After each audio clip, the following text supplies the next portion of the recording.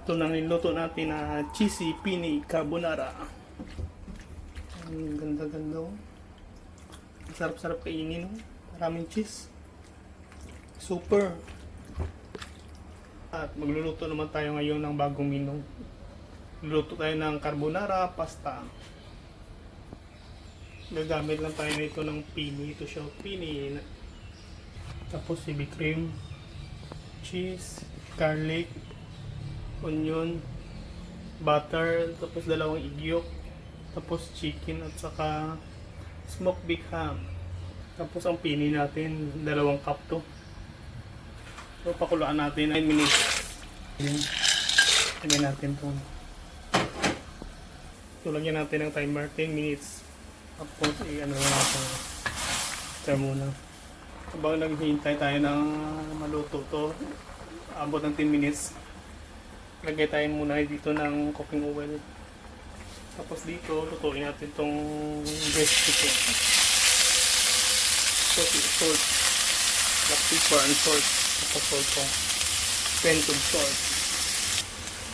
Guys, luto na itong breast chicken natin. No? Toasted na siya. Ilagay natin ito. Ang baked ham. So, nalagay na natin ang baked ham. Guys, 10 minutes na siya. Kunin na natin. Guys, luto na itong atin na pangsahog. Baked ham at saka chicken breast. Toasted na siya. Luto na siya. Ilagay natin itong butter natin. Tanawin na natin. Ito na siya. Tunaw na.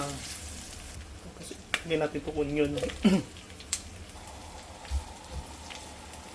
Tapos luto na itong onion. Ito naman ng garlic. Ito na siya guys. Yung magandang amoy niya. Aroma niya. Ito na siya. Lagyan na natin ang pini natin. Pahinaan na natin muna ang apoy. Tapos black pepper. Tapos heavy cream, 2 cup. Tapos stir muna. Oh, masarap to.